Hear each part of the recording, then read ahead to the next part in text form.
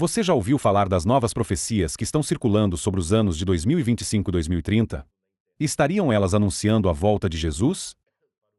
Neste vídeo imperdível, Rodrigo Silva analisa essas previsões que têm ganhado força na internet e revela se elas realmente têm respaldo bíblico. Descubra o que está por trás desses ensinamentos e se eles resistem à luz das Escrituras. Se você gostar do vídeo, deixe o seu like e siga o nosso canal. Vídeos como este colocamos todos os dias. Bom, eu fiz uma pesquisa aí, uma análise do que está tendo na internet sobre prognósticos para o fim dos tempos. E vi de tudo você pode imaginar. Teve alguns que em 2023, em 2024, e voltou a aparecer agora no início de 2025, falando que estão descobrindo vozes que estão vindo do subsolo do Rio Eufrates. Estão dizendo que o Rio Eufrates está secando, que é a pior seca em 2 ou 3 mil anos, e que o Eufrates está secando, e que em algumas partes do Rio Eufrates estão aparecendo vozes demoníacas, vozes que já foram interpretadas de pessoas que estão ouvindo vozes do inferno, como se fossem demônios e anjos caídos gritando. E eles mostram essas vozes apavorantes aí na internet. Já vou dizer que é tudo fake news, não tem nada de vozes que estão sendo ouvidas lá no Iraque, nada disso, tá bom? Outros aí estão dizendo também que Donald Trump é o anticristo e que ele vai colocar o genro dele, que é judeu, para governar o mundo, porque o anticristo tem que ser um judeu. Há uma outra vertente que está dizendo que o anticristo será Elon Musk, que ele que é o anticristo, e que a inteligência artificial que ele está criando já é uma maneira de controlar o mundo agora em 2025, por isso que ele está assumindo um lugar na Casa Branca. Então, numa versão, o anticristo será o genro de Donald Trump. Na outra versão, o anticristo será Elon Musk. Alguns estão dizendo que o anticristo será Mark Zuckerberg, que por isso que agora ele está se aliando. Há alguns que até dividem os dois, tudo isso eu vi na internet, que como fala da besta do mar e da besta da terra, eles estão dizendo que a besta da terra é o Donald Trump. E a besta do mar seria o Elon Musk, porque ele veio lá do outro lado da África do Sul, então ele cruzou o mar para chegar até os Estados Unidos. Então, um seria a besta do mar, outro seria a besta da terra. Que mais que eu vi também aí de... sim, que Israel já tem um grupo que já está esperando apenas a posse do Donald Trump para começar a reconstruir o terceiro templo em Jerusalém. E que aí o anticristo vai comandar o mundo a partir desse terceiro templo. O que a gente pode falar de tudo isso? Será que realmente essas profecias são verdadeiras? Será que a marca da besta será alguma coisa ligada à inteligência artificial? Será que a economia agora está caminhando para a construção da imagem da besta, que vai obrigar todo mundo a adorar essa imagem? A febre com relação ao fim do mundo ainda é muito grande, muito grande. Eu peguei apenas umas 2 ou 3 pesquisas de opinião pública para vocês verem como que o assunto apocalipse ainda fascina as pessoas tremendamente. Vamos lá. Olha como é que assunto de fim do mundo ainda mexe com a mente das pessoas. Uma pesquisa feita em 2021 com pessoas entre 16 e 25 anos ao redor do mundo descobriu que 56% dos entrevistados concordavam com a afirmação: a humanidade está condenada. O YouGov de 2020 descobriu que quase 1 em cada 3 americanos um em cada 3 disse que esperava um evento apocalíptico em suas vidas, com o dia do julgamento, julgamento cristão relegado em 4º lugar por uma pandemia, depois mudança climática, guerra nuclear, zumbis alienígenas que ficariam na retaguarda. Ou seja, as pessoas acreditam tanto na profecia bíblica como em crendices como zumbi apocalíptico. As pessoas ainda querem saber de fim do mundo. Se alguém me perguntasse, Rodrigo, em que sentido terremotos, guerras agora são um sinal seguro do tempo do fim, sendo que isso aí sempre aconteceu. Vamos lá. O que me chama atenção quando a gente fala da segunda vinda de Cristo é o caráter universal que a segunda vinda de Cristo tem. Tá bom? Eu vou abrir a Bíblia e vou mostrar para vocês aqui como é que a segunda vinda de Cristo ela tem um caráter universal. Olha aqui o que diz Mateus capítulo 24. Se você tiver a sua Bíblia, é interessante você acompanhar esse estudo comigo. Mateus capítulo 24, Mateus capítulo 24, versículo 30, diz assim: Então aparecerá no céu o sinal do Filho do Homem. Todos os povos da terra se lamentarão e verão o Filho do Homem vindo sobre as nuvens com poder e grande glória. E ele enviará os seus anjos com grande som de trombeta, os quais reunirão seus escolhidos dos quatro ventos, de uma a outra extremidade do céu. Essa linguagem usada aqui, também em Lucas, em Marcos, não é uma linguagem figurada. A volta de Cristo será um evento mundial e praticamente 90% dos teólogos cristãos acreditam nisso. Quando a gente vai para Apocalipse, capítulo 1, versículo 7, a gente vê a mesma coisa, o mesmo parecer. Apocalipse, capítulo 1, versículo 7. Eis que vem com as nuvens, e todo olho o verá. Todo olho o verá. Então, a vinda de Jesus é um evento universal. Marcou aí na sua agenda?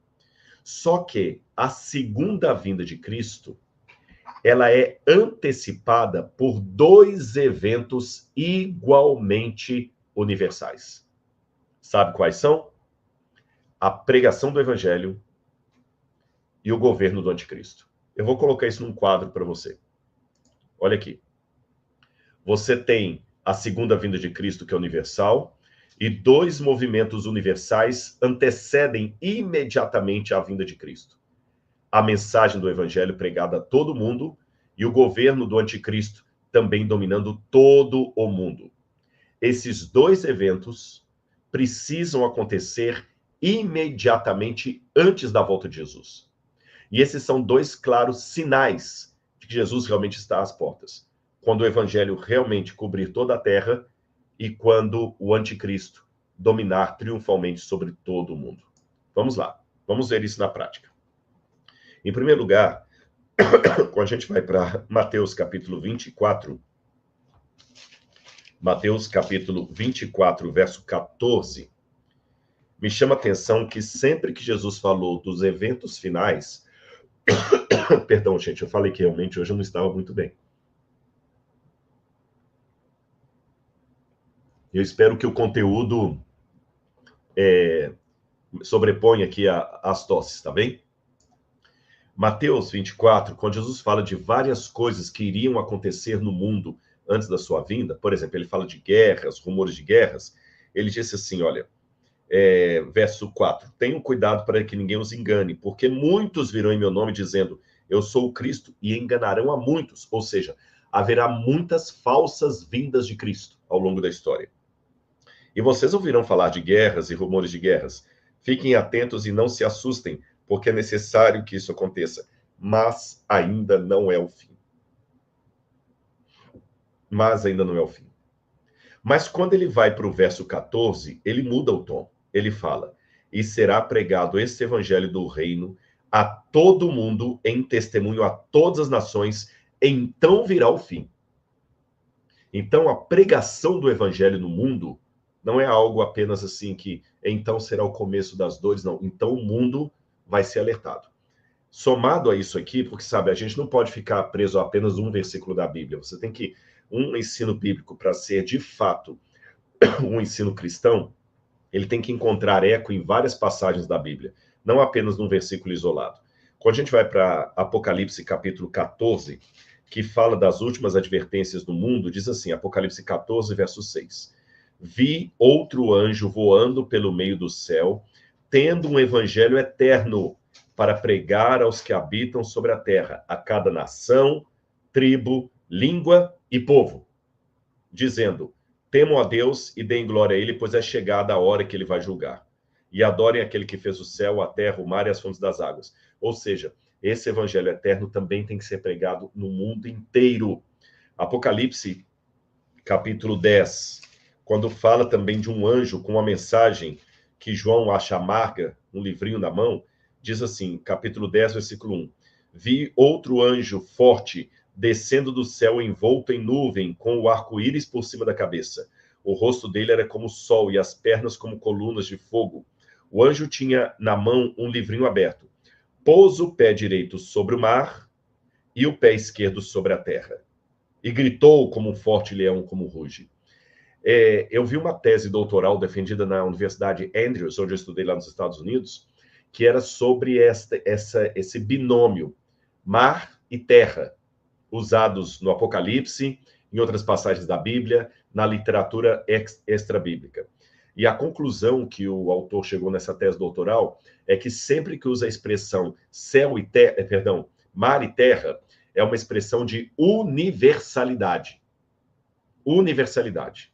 Seja universalidade de um movimento divino, seja universalidade de um movimento satânico.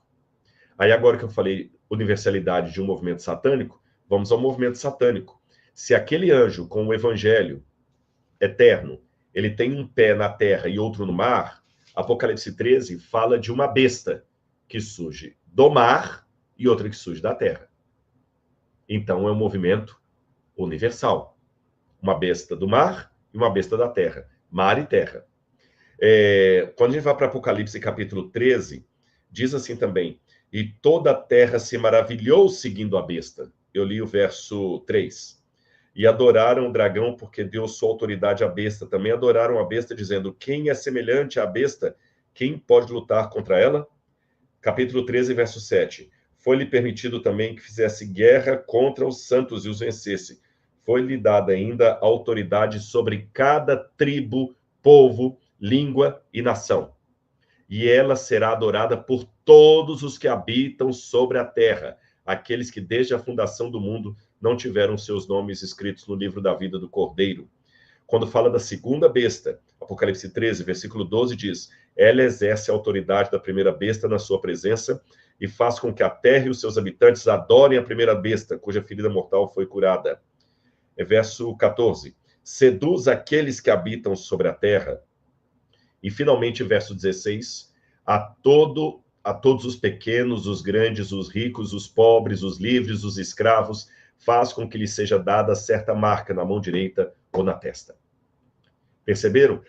Então, o regime governamental da besta é algo universal, global, pega todo mundo. E a segunda vinda de Cristo também é algo global, que pega todo mundo, como eu mostrei para vocês. Faltou mostrar uma passagem sobre a segunda vinda de Cristo, que é Apocalipse capítulo 6, versículo 15, que diz assim: os reis da terra, os grandes, os comandantes, os ricos, os poderosos, e todo escravo e todo livre, se esconderam nas cavernas e nos penhascos dos montes. Ou seja, a volta de Jesus será universal.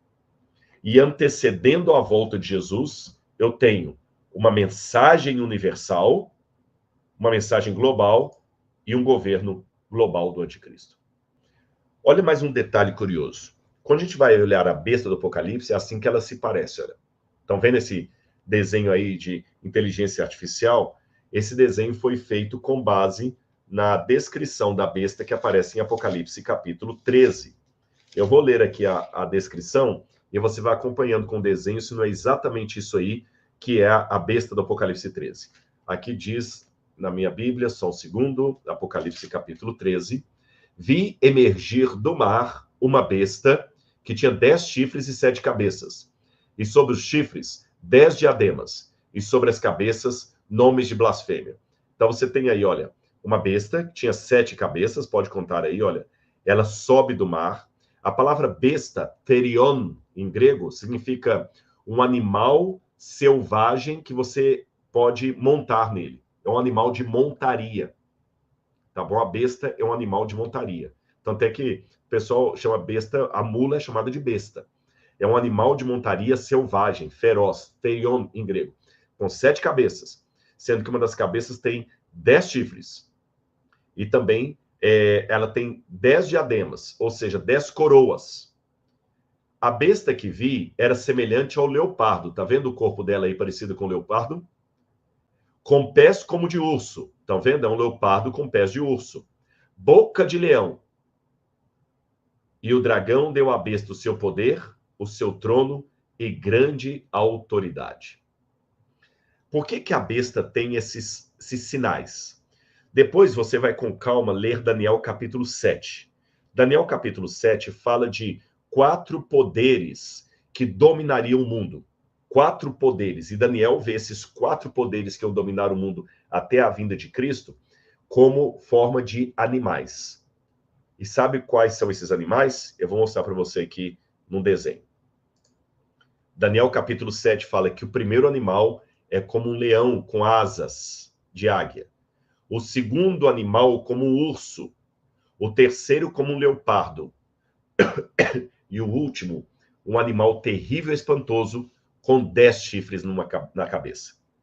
Se você observar bem a comparação desses 4 animais de Daniel com a besta de Apocalipse capítulo 13, então estou comparando Daniel 7 com Apocalipse 13, você vai ver que a besta é a reunião desses 7 animais. O que são esses 7 animais? O leão representava a Babilônia, o urso, a Medopérsia, o leopardo, a Grécia, e o animal terrível e espantoso, Roma em todas as suas fases.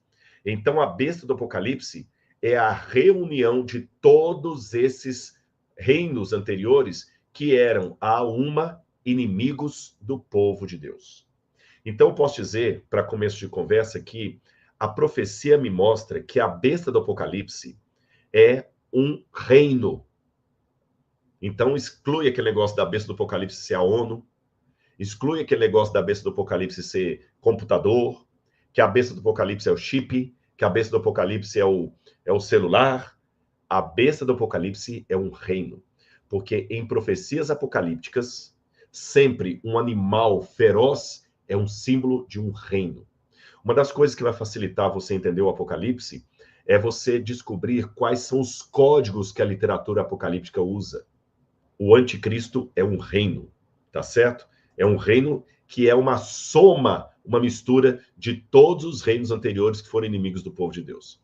Agora, me chama a atenção que os 4 reinos de Daniel, eles estão alocados ali na região do Mesopotâmia, perdão, do Mar Mediterrâneo, corrigindo, do Mar Mediterrâneo. Mesmo que a Pérsia seja lá no Irã, mas ela dominou até aqui, onde hoje está o Líbano, onde hoje está Israel, e também é considerado um reino mesopotâmico. Assim também Alexandre o Grande, com a Grécia, assim também Roma, que foi Mediterrâneo. Ou seja, aqueles 4 animais, de certa forma, eram reinos mediterrâneos. E se o 4º animal é um prenúncio do último, o último também tem que ser algo que venha da região do Mediterrâneo. O que eu estava dizendo para você é que do Mediterrâneo iria sair esse governo. Agora vamos com calma. Lembra que eu falei que a volta de Jesus vai ser antecipada por uma pregação universal do Evangelho e por um governo universal, global, mundial? Pois bem, me chama a atenção que na época bíblica não tinha como ter um reino universal. Na época que o Apocalipse foi escrito, o mundo era pouco povoado e não tinha como um reino saber do outro. Por exemplo, o que havia no mundo na época do 1º século de nossa era? A parte que está em roxo era a parte do Império Romano, tá certo? Era o Império Romano. Essa parte está aí tem 2 partes em roxo, né? A parte que está na Europa. A parte que está mais distante lá está escrito Império Han, é a China. E olha que a China não tinha nenhuma relação diplomática, nenhuma relação militar com a Europa, com a Roma europeia. Nada, nada, nada, nada.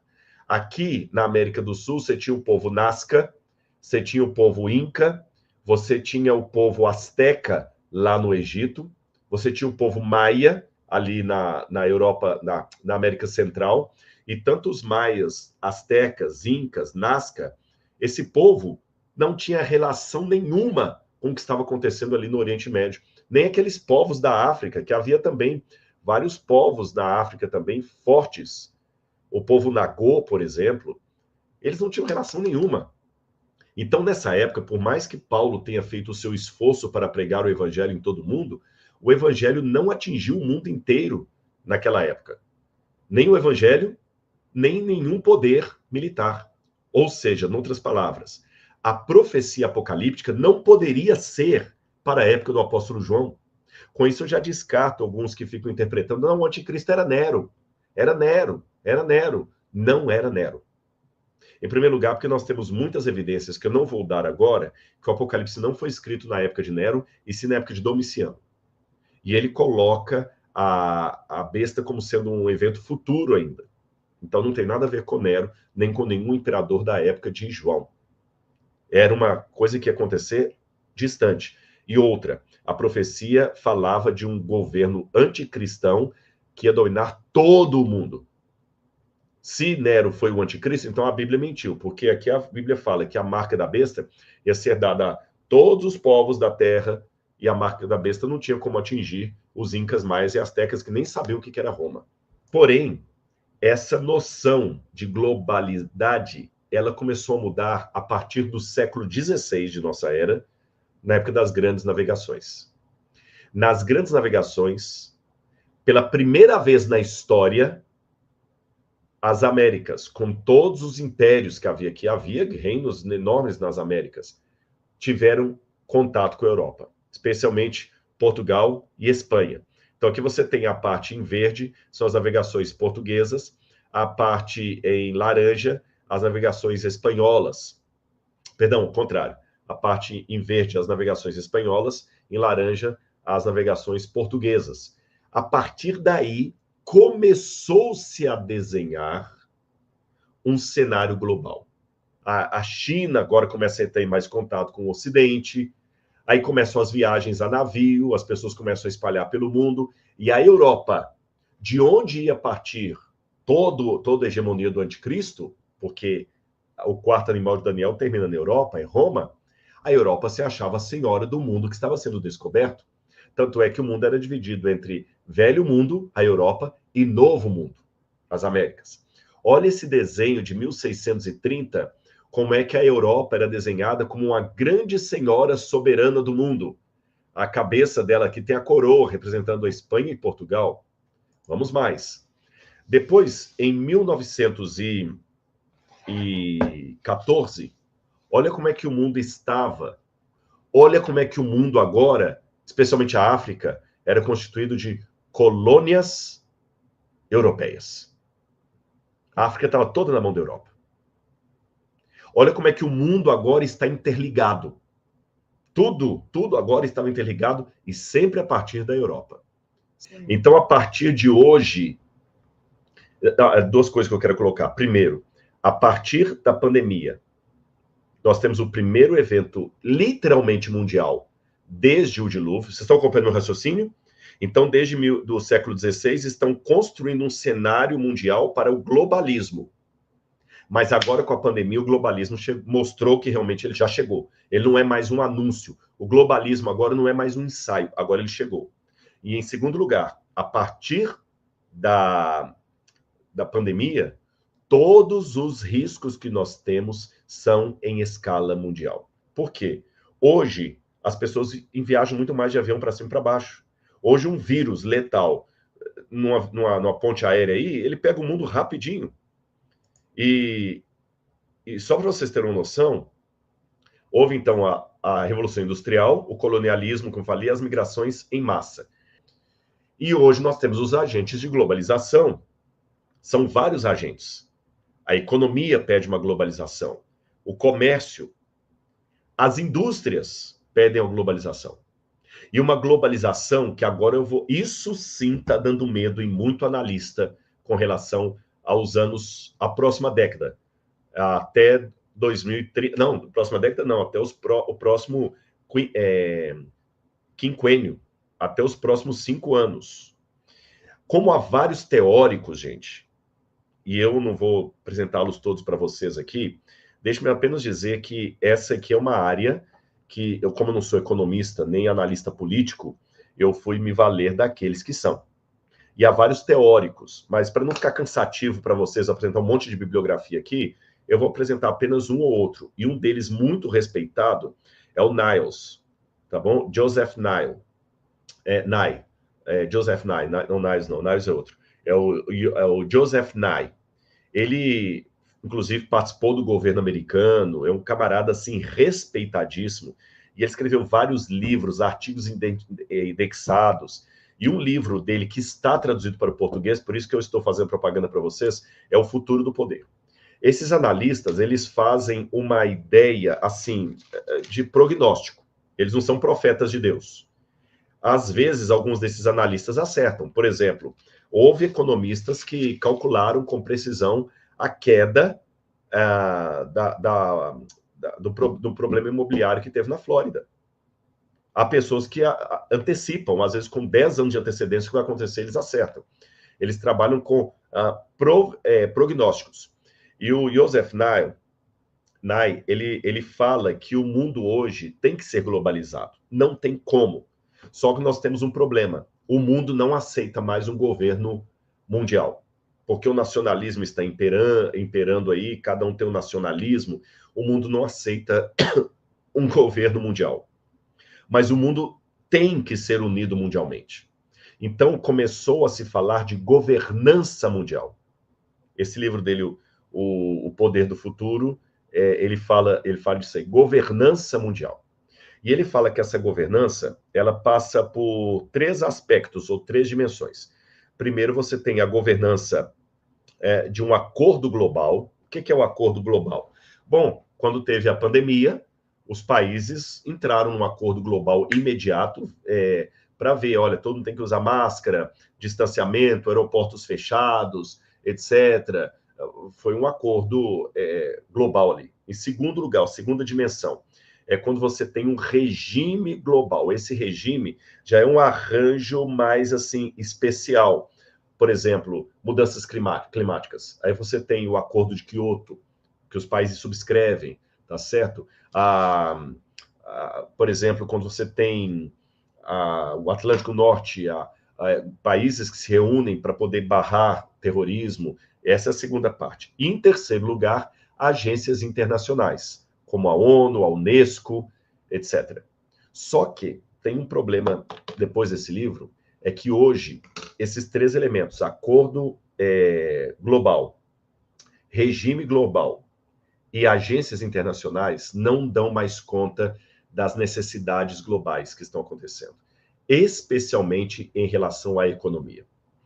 Aí me chama a atenção que quando eu vou para Apocalipse 13, gente, isso aqui não precisa ficar inventando a roda.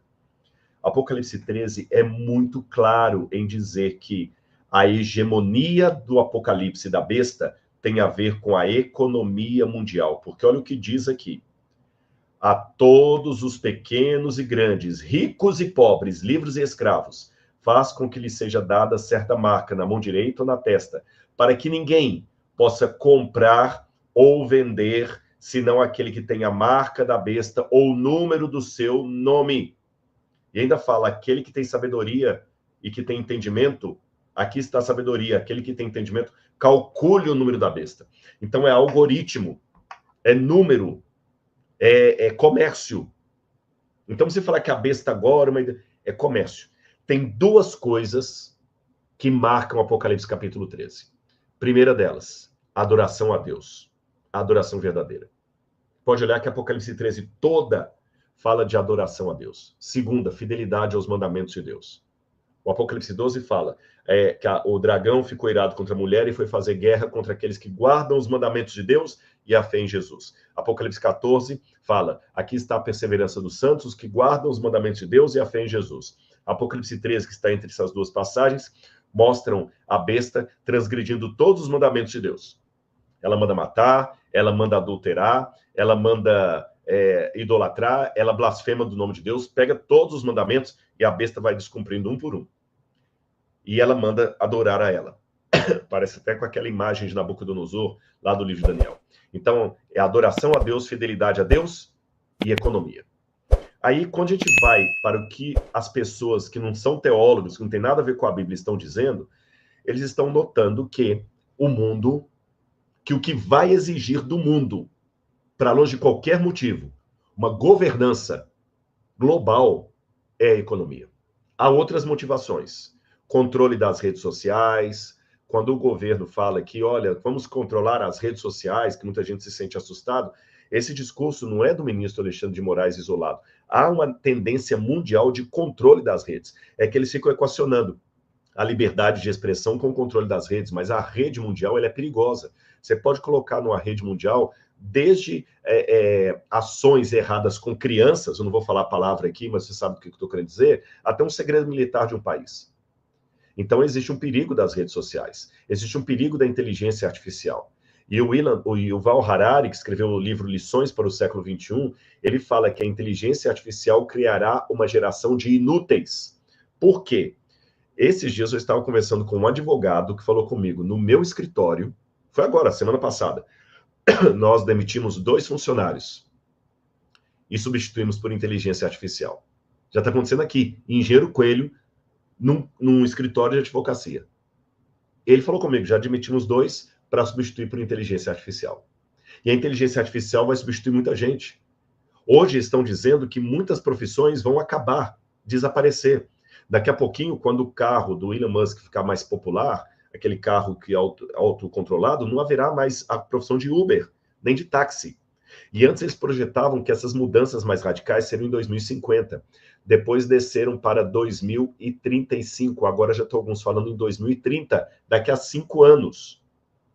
Pode ser que eu esteja enganado, porque aqui são projeções que os analistas estão fazendo. Não é uma certeza absoluta, mas são projeções que me fazem ficar alerta, tá certo? Daqui a pouquinho não precisará mais de tradutor e intérprete. Sabe aquele trabalho que o tradutor tem para traduzir um livro? A inteligência artificial que está evoluindo, ela vai traduzir com precisão, em 5 minutos, um trabalho que uma editora antes tinha que contratar um tradutor para traduzir durante 3, 6 meses traduzindo. Imagina um livro como perdão, aqui, um livro de Tolstói, difícil de leitura. A inteligência artificial vai traduzir agora para qualquer idioma. Eu posso ter essa minha live aqui agora, com a minha voz dublada, com o meu timbre de voz, falando em russo, chinês, mandarim, qualquer idioma. E aí, o o Yuval Harari, fala nesse livro que nós vamos ter uma geração de inúteis. E a projeção é assustadora. Esse aqui é um quadro, um trabalho acadêmico, ele está na internet, depois vocês podem procurar, que de acordo com o Banco Mundial, 1 bilhão de pessoas entrará no mercado de trabalho nos próximos 10 anos. Isso aqui era uma projeção de 2015 até 2025, até o ano que nós estamos. Só que eles estão com uma perspectiva, uma projeção que 2 bilhões de trabalhos desaparecerão até 2030. 2 bilhões de trabalhos. Isso aqui foi escrito em 2016. Tá certo? Em 2016, eles estavam com uma projeção para até 2025, até o ano agora, entrar no mercado de trabalho 1 bilhão de pessoas. E até 2030, sumirem do mapa 2 bilhões de postos de trabalho. Um outro material que foi publicado aqui, olha, de 2050, o futuro do trabalho. Eu tenho as fontes aqui. Dizem que nós vamos ter, até o ano 2050, 24% da população mundial desempregada. Não haverá emprego para eles.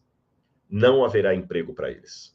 E há alguns que projetam essa margem acima de 30% da população mundial que simplesmente não terá trabalho. E aí, o que faz com milhões e milhões e milhões de pessoas desempregadas? Será uma crise tremenda. O Yuval Harari sugere, com base em outros autores, que o que vai salvar o mundo será a governança mundial, que vai criar uma espécie de Bolsa Família. Uma Bolsa Família. Será uma renda que o governo vai dar para as pessoas desempregadas, para que elas possam girar a economia. Mas aí você pode perguntar, Rodrigo, de onde o governo vai tirar essa renda?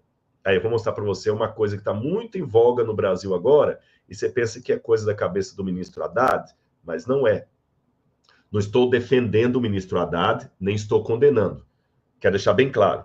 Eu estou citando aqui apenas a guisa de ilustração, tá certo? Não estou defendendo a cobrança de impostos do atual governo, nem criticando. Só estou querendo dizer para vocês que muitas das falas do atual governo, dos atuais ministros dele, são falas que têm um eco mundial. Então, vou mostrar para vocês aqui. Ó. O Jornal da USP publicou recentemente que a taxação dos super ricos não acabaria com os bilionários, apenas frearia o aumento da desigualdade. Ou seja, o que está escrito aqui no Jornal da USP é o que o Yuval Harari colocou. O que está acontecendo hoje? As megacorporações estão cada vez englobando outras. Por quê? Às vezes há pessoas milionárias que ele tem uma empresa de família. Sei lá, eu tenho uma empresa de remédio, de medicação. Aí, essa empresa foi o meu avô que fundou. Aí chega um mega empresário e fala o seguinte, eu compro a sua empresa agora por 800 milhões de dólares. Eu penso, 800 milhões de dólares na minha conta dá para o meu tataraneto viver sem precisar trabalhar. Mas uma empresa valendo 800 milhões de dólares, ela pode falir, ela pode quebrar, ela pode ser sufocada pelo mercado. Então é melhor vender agora. Então, por exemplo, hoje a Nestlé não é dona só da chocolate Nestlé. Ela é dona da Nescafé, ela é dona do chocolate da Garoto. Eles não mudam, às vezes, o nome da marca, mas pertence a eles. A Kellogg's comprou um monte de marca também. Então, às vezes, está aí no supermercado, você está vendo 4, 5, 6 marcas ali de chocolate, mas são todos de uma mesma empresa. E essas multi-empresas é que vão dominar a economia mundial. Então, a proposta de taxar os ricos, que o Haddad tanto fala, é com que objetivo? Hoje, nós temos 1% dos mais ricos controlando 46% da economia mundial.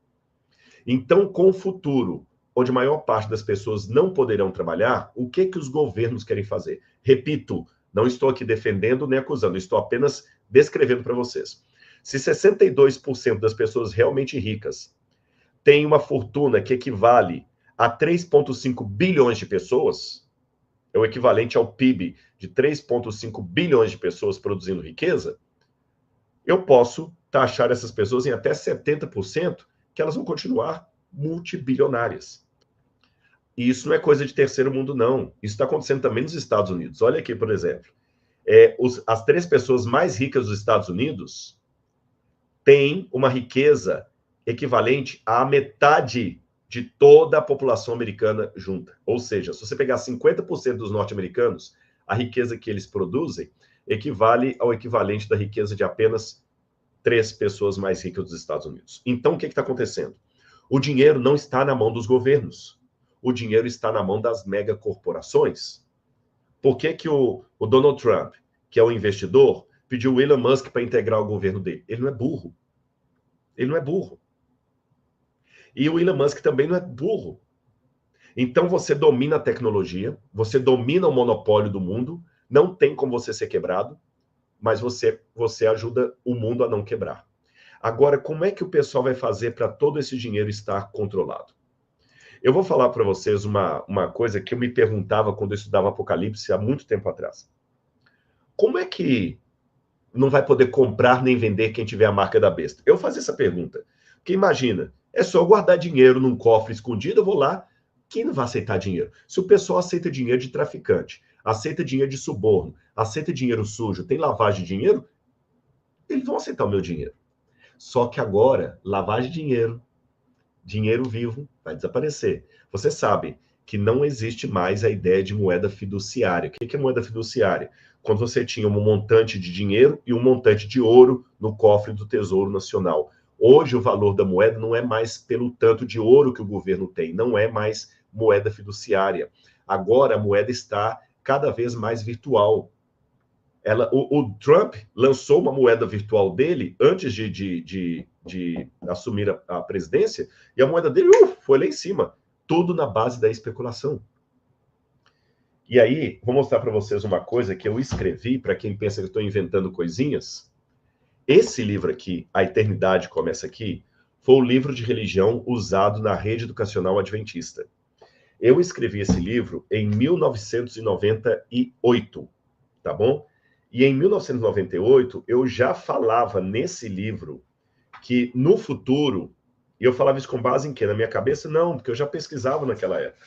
eu falava que no futuro o papel moeda iria desaparecer e haveria um governo mundial, uma autoridade mundial, tá certo? Com um dinheiro virtual. E eu falo aqui, olha, imagine a criação de um só governo para administrar países do mundo inteiro. Utopia ou possibilidade? Bem, Oscar Wilde diz que, no que diz respeito à política mundial, se não somos profeta, é melhor não profetizar, especialmente se estamos tratando do futuro. Seguindo esse conselho, entendemos que é mais prudente não detalhar os modos como será cumprida a profecia. Por outro lado, porém, é possível, com uma boa dosagem de equilíbrio, dizer que temos o caminho aberto para a unificação dos países, exatamente como aponta a profecia bíblica. Ainda é cedo para nos posicionarmos contra a favor de determinado sistema de governo, o que não significa uma alienação política por parte do cristão. E um pouquinho antes eu falo aqui, ó, interdependência econômica.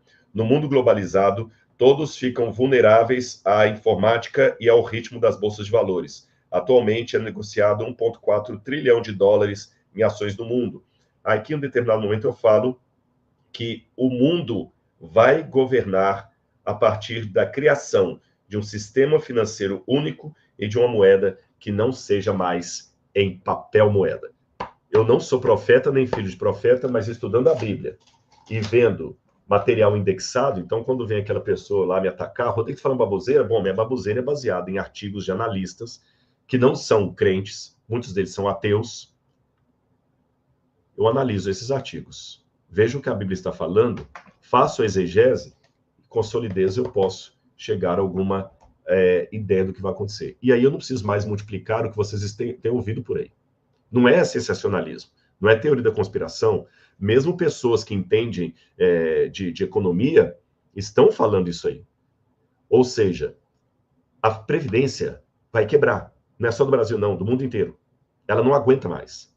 Então, precisa de um governo mundial para controlar a questão econômica, a questão dos impostos, tá certo? E agora, essa empresa CEO, a OpenAI, ela retorna ao Brasil e paga para escanear a sua íris. E eu vou ler para você, isso aqui foi publicado hoje. A startup Road, criada com o propósito de escanear íris da população mundial, vai começar a oferecer seus serviços no Brasil a partir de quarta-feira, dia 13. Não, já foi, esse é do mês passado, me mandaram hoje. E o que significa isso? Bom, hoje, você ainda precisa de... travou aqui? Tá, agora travou, deixa eu ver só se eu consigo aqui. Mas vê se o pessoal tá me vendo, meu bem. Eu tô com um problema aqui que às vezes trava. Bom, voltou aqui. O pessoal tá me vendo aí? Tá aqui? Bom, a Laura vai me dar o toque. Se vocês estiverem me vendo aqui, falem, viu, gente? Que eu tive um problema com a câmera semana passada e ela parou. O que acontece? O mundo agora vai fazer com que você seja o seu próprio documento. E eles vão fazer isso através de quê? Através da íris do seu olho, da sua digital, da sua DNA. Por exemplo, há alguns supermercados nos Estados Unidos que já estão fazendo isso, supermercados autodiagnosticados, e na China também. A China está sendo o protótipo do que vai ser o resto do mundo. Você entra no supermercado, tira as coisas da gôndola e coloca no seu carrinho e vai lá para fora e sai. Você não passa pelo caixa, não passa por lugar nenhum. Só de você entrar no supermercado, a inteligência artificial já registrou o seu rosto e sabe que é você. E automaticamente o que você tirou da gôndola, ela já vai debitar da sua conta no banco. Se você... eu quero levar essa caneta. Ela já vai debitar o valor de uma caneta. Não desisti, não quer levar a caneta não. Você voltou com ela para a gôndola, ele já automaticamente faz o estorno lá. Tá, meu rosto está aparecendo aí? Vai ser assim. Não vai mais precisar de cartão, nem nada. E o que muitos analistas têm falado é que o governo vai controlar o mundo. Parênteses. Deixa de fora a teologia bíblica por enquanto. Vai ser um negócio que todo mundo vai bater palma. Porque a Bíblia fala que a terra vai se maravilhar seguindo a besta. Vai ser um negócio que todo mundo vai bater palma. Sabe por quê? Quando essa governança mundial, ela estiver eficaz aqui, vai ser um negócio tão forte que não vai ter mais sonegação de impostos, nem desigualdade de imposto, porque o imposto do mundo inteiro vai ser a mesma alíquota. E os governos vão ser fiscalizados por outros governos. Não vai ter esse negócio de lavagem de dinheiro. Só que, leiam o livro O Grande Irmão, viu? 1844. 1984. Leiam o livro de 1984, como fala do Grande Irmão. Essa vigilância que a China já tem hoje, Estados Unidos está implementando e aos poucos vai tendo, ela vai continuar pregando a liberdade, mas uma liberdade vigiada para o seu próprio bem. Mas imagine agora com olhares otimistas. Você não vai ficar mais preocupado em roubarem o seu celular, porque o seu celular vai ser seu. Não vai ter como alguém desbloquear e pegar para ele. Vai ser seu. Se você perder o seu celular, em qualquer computador do mundo, você vai saber onde é que seu celular está, em tempo real. Você não vai mais precisar ficar preocupado em ser assaltado, alguém levar o seu carro, porque o seu carro vai ser seu, ele vai ser rastreável.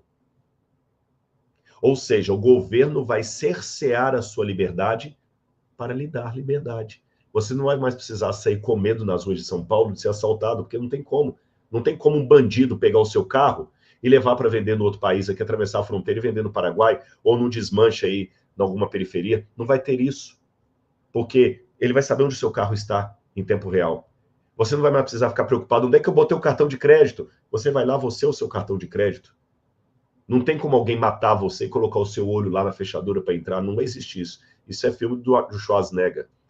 Você não vai precisar mais de chave. É o seu rosto que vai abrir a porta da sua casa. Hoje aqui mesmo, o Museu de Arqueologia, eu abro com o meu rosto. Eu chego lá, na reitoria do NASP, eu entro com o meu rosto. Isso vai ser cada vez mais sofisticado. Aí, eles vão poder controlar quem vai comprar e quem vai vender, porque o governo também vai controlar o que você pode gastar.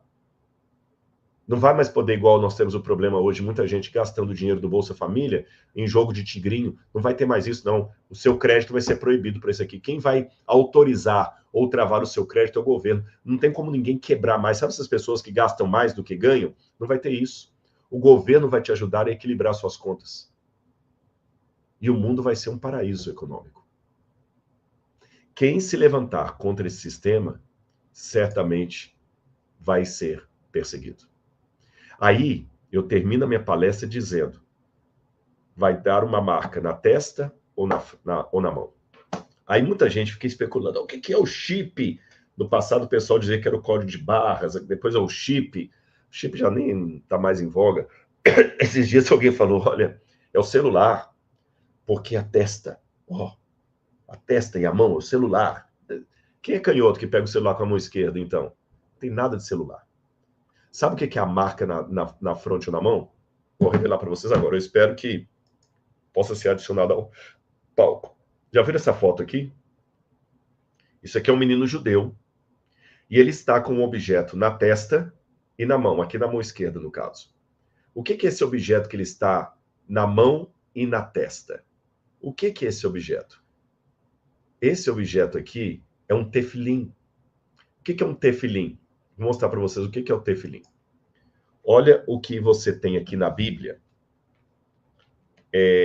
Nós lemos Apocalipse capítulo 13, não é isso? E quando vamos a Deuteronômio capítulo 6, versículo 8, Deuteronômio 6, verso 8, Deus deu a seguinte ordem para os judeus. Verso 4. Escute, Israel, o Senhor nosso Deus é o único Deus. Portanto, ame o Senhor seu Deus de todo o seu coração, de toda a sua alma e com toda a sua força. De acordo com Jesus, aqui é o resumo dos mandamentos de Deus. Que um dia perguntaram a Jesus, qual é o maior mandamento? Jesus falou, ame o teu Deus como, acima de todas as coisas, e o teu próximo como a ti mesmo. Então, esse aqui é o resumo da lei. E olha o que Deus ordenou aos hebreus no Antigo Testamento. Estas palavras que hoje lhe ordeno estarão no seu coração.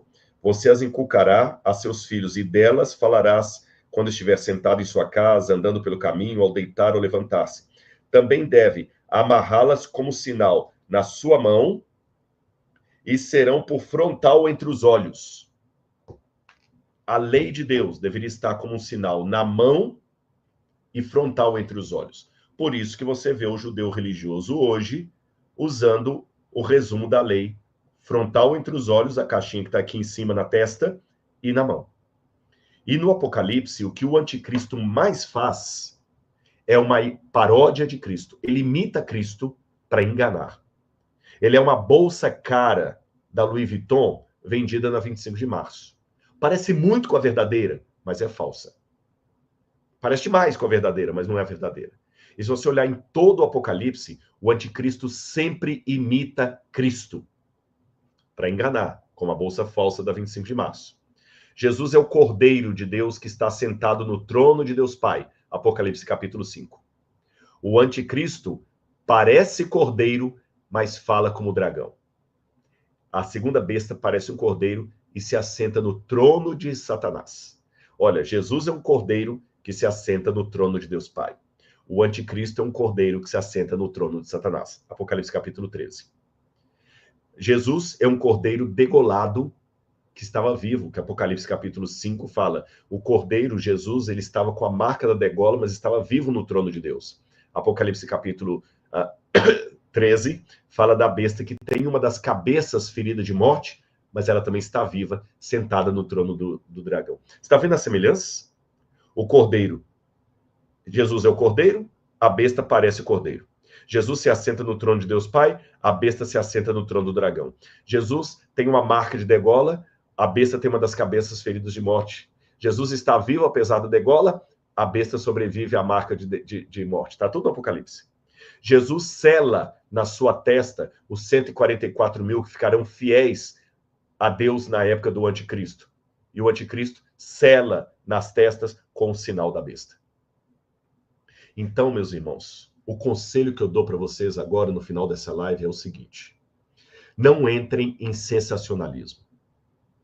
Você não vai vencer a besta do Apocalipse agora falando, não, eu não quero de jeito nenhum, eu não vou aceitar que façam a íris do meu olho, eu não vou aceitar marcar o meu DNA, eu não vou aceitar que meu dinheiro fique virtual, vou tirar o dinheiro do banco agora e vou ficar com ele debaixo. Nada disso. Sabe o que vai garantir de você não ter a marca da besta? Não é você ter o seu nome fora do sistema global. Tem gente que fala assim, eu vou tirar meu nome do banco, eu não vou aceitar. Se colocar chip na pele, eu não vou aceitar. Não é nada disso. O que vai fazer você ter o selo de Deus e não a marca da besta é a fidelidade aos mandamentos de Deus. Apocalipse 14, verso 12. Aqui está a fidelidade dos santos, os que guardam os mandamentos de Deus e a fé em Jesus. É isso que vai marcar. E por isso que o Apocalipse fala, aquele que tem sabedoria, calcule o número da besta. Sabe o que significa a palavra calcule? Vou pegar aqui Apocalipse capítulo 13. Eu vou mostrar para vocês aqui, olha. A palavra calcule, em grego, vem da palavra psephos. Psephos é o verbo psephisato. Ele é difícil de falar. Escrever aqui, ó. Psephisato. O que significa isso? Contar com pedregulhos. Sabe o que era contar com pedregulhos? Vou mostrar um desenho para você. Olha aqui esse desenho romano da deusa Minerva durante o julgamento de Orestes. Orestes, ele mata a própria mãe, porque a mãe traiu o pai, é uma história das tragédias gregas, e Orestes é julgado diante da deusa Minerva. E como dá empate, por isso que o pessoal fala voto de Minerva. Mas vocês estão notando o que os gregos estão fazendo aí no pé de Minerva? Eles estão colocando pedrinhas. Aqui um outro prato grego antigo, eles estão colocando pedrinhas. O que são essas pedrinhas? Essas pedrinhas em grego são exatamente psephos. Psephos, em grego, é pedrinha que você coloca para duas questões. Letra A, julgar. Então, se você é convidado num tribunal a julgar uma causa, você coloca ali a sua pedrinha. A pedrinha é branca para sim, a preta para não. Quando você vai votar também na Grécia, quando eles iam votar, eles, é claro, os aristocratas, eles também usavam essas pedrinhas para votar. E quando você ia fazer a contabilidade grega, você usava pedrinhas brancas para fazer a contabilidade. Então, contar com pedras, que é assim que está no original grego, aquele que tem entendimento, calcule, conte com pedras, significa vote com consciência do que você está fazendo. É uma expressão idiomática do mundo greco-romano. Então, o que João está aconselhando no Apocalipse aqui é: faça como um bom contador. Avalie o balanço. Faça previsões para não terminar no prejuízo. Vote com sabedoria com a sua pedrinha branca. Saiba, na hora que o anticristo dominar o mundo, de que lado você vai estar. E repito, o que vai determinar a sua fidelidade não é a sua recusa em ter uma conta bancária, não é a sua recusa em ter a sua digital num banco, ou a sua recusa em aceitar que a sua íris do olho seja lida pela inteligência artificial. Não é isso. O que vai garantir a sua fidelidade é você ser fiel aos mandamentos de Deus. Então, quando você vir em passos acelerados esse governo cada vez se globalizando, numa governança mundial, misturando religião com política e sugerindo às pessoas coisas que vão na contramão dos mandamentos de Deus, meu conselho: fique fiel. Eu sei que muita gente vai falar assim: mas aí a igreja vai ter sido arrebatada, isso é assunto para uma outra live. Mas você sabe que nem todos os teólogos cristãos acreditam nessa questão da igreja ser arrebatada antes. Mas isso eu não vou tratar hoje por causa do tempo e da temática. Eu sei que, se você estiver aqui, na época do anticristo, decida pelo lado do Cordeiro. Receba na sua testa o mesmo selo de Deus que ele vai dar àquele grupo que é denominado 144 mil. Porque Apocalipse 14 fala que esses estarão com o Cordeiro numa montanha e fala assim, olha, a fumaça do seu tormento, perdão, diz aqui, olha, se alguém adora a besta, Apocalipse 14, verso 9, e recebe a sua marca na testa ou na mão. Para receber a marca na testa e na mão é que você não está mais colocando os mandamentos de Deus na testa e na mão, nos pensamentos e nas suas atitudes, ação e mente. Estes beberão do vinho do furor da ira de Deus, preparado sem mistura no cálice da sua ira, e será atormentado com fogo e enxofre diante dos santos anjos e na presença do Cordeiro. A fumaça do seu tormento sobe para todo sempre. E os adoradores da besta e da sua imagem, e quem quer que receba a sua marca, não tem descanso algum, nem de dia nem de noite. Aqui está a perseverança dos santos. Para ser perseverante, você tem que estar em situação de provação. Os que guardam os mandamentos de Deus e a fé em Jesus. Então ouvi uma voz do céu dizendo: bem-aventurados os mortos que desde agora morrem no Senhor. Sim, diz o Espírito, para que descansem de suas fadigas, pois suas obras os acompanham. Que eu e você, pela graça de Cristo, com os nossos queridos, estejamos entre estes, que são fiéis ao Senhor, ainda que caiam os céus.